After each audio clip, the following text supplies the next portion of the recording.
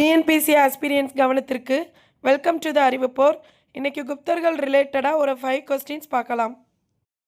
முதல் கேள்வி, குப்தர் காலத்தில் காடு மற்றும் தரிசு நிலங்கள் எவ்வாறு அழைக்கப்பட்டன?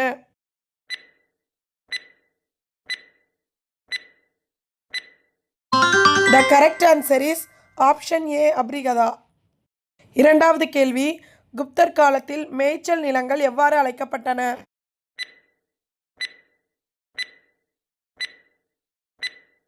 The correct answer is option A, கபதசரகா.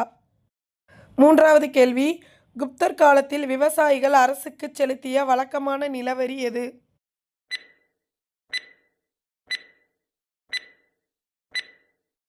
The correct answer is option A, Baja.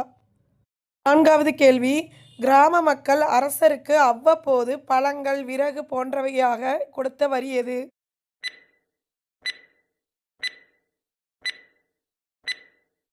The correct answer is option A, போகா. ஐந்தாவது கேள்வி, குப்தர் காலத்தில் ரொக்கமாக வசூலிக்கப்பட்ட வரி எது?